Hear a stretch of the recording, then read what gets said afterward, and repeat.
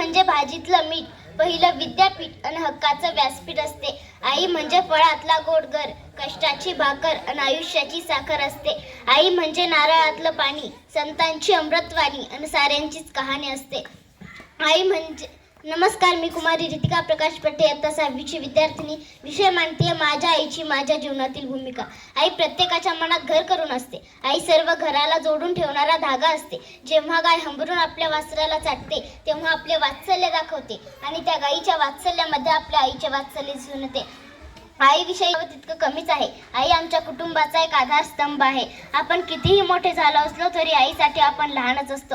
आई म्हणजे वासराची गाय, लंगड्याचा गावाची साय, अशा अनेक उपदींनी आईचे सुंदर वर्णन केले जाते. म्हणून एक कवी असे लिहितात की आईसाठी काय काय लिहू, आईसाठी कसं काय लिहू, आईसाठी काय काय लिहू, आईसाठी कसं काय लिहू, आईसाठी पुरतील एवढे शब्द नाहीत कोठे, आईवरती लिहिण्या इतपत नाहीत माझे व्यक्तिमत्व मोठे, आईवरती लिहिण्या इतपत नाहीत माझे व्यक्तिमत्व मोठे.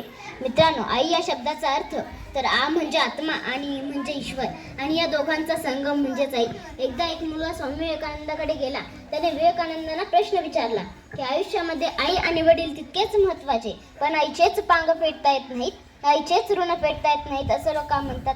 स्वामीजी म्हणाले, या प्रश्नाचं उत्तर मी तुला नक्की देतो, पण त्याआधी एक काम कर. स्वामीजींनी 1 किलोभर वजनाची एक मातीची वीट घेतली. ती वीट त्या मुलाच्या हातात दिली आणि सांगितलं, तुझ्या कमरेचा झेला सोड, त्या झेल्यामध्ये ही वीट गुंडाळ, ती तुझ्या पोटावरती व्यवस्थित बांध आणि घरी जा. 9 तास तुला जे काही काम करायचंय ते सगळं कर आणि बरोबर 9 तासांनी परत ये. पोटावरचं हे ओझं सोडूयात आणि तुझ्या प्रश्नाचं उत्तर लगेच तुला मी देईन. त्या मुलानं ती वीट बांधली आणि घरी गेला. आता पोटावर ओझं घेऊन त्याला जेवता येईना, पोटावर ओझं घेऊन त्याला झोपता येईना, कुठलंही काम करणं त्याला शक्य झालंय. आता पटकन हे ओझं पोटावरचं सोडून द्यायला सांगा. स्वामीजी हसले आणि त्या मुलाला म्हणाले, अरे तुझ्या प्रश्नाचं उत्तर तर तुला मिळालंय. हे ओझं पोटावरती बांधून केवळ 9 तास सुद्धा तुला पेलता आलं नाही, त्याचं तिप्पट असणारं तुझं ओझं तुझ्या आईनं 9 महिने गर्भामध्ये ठेवून सांभाळलं. तिचे उपकार तू कसे फेडू शकणार आहेस? खरंच सगळ्या नात्यात दुधाचं नातं महान असतं, सगळ्या नात्यात दुधाचं नातं महान असतं. आणि आई या शब्दापुढे सगळं जग लहान असतं, आणि आई या शब्दापुढे सगळं जग लहान असतं.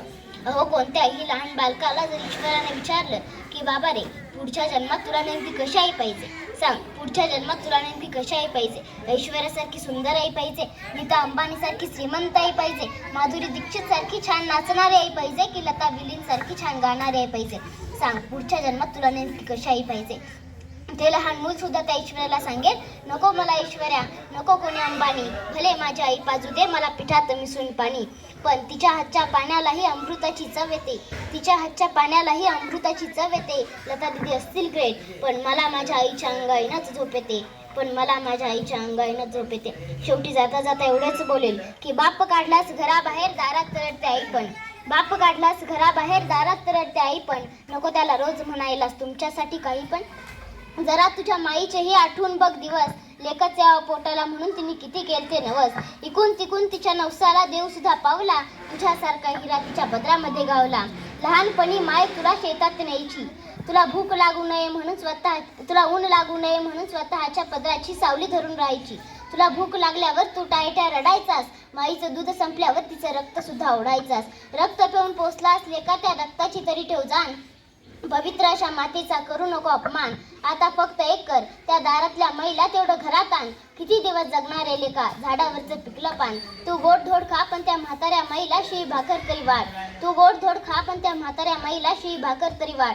आणि भाकर वाढायला तुझी बायको जर आडवी आली ना, तर तिला घराबाहेर काढ, तर तिला घराबाहेर काढ. मनपूर्वक धन्यवाद.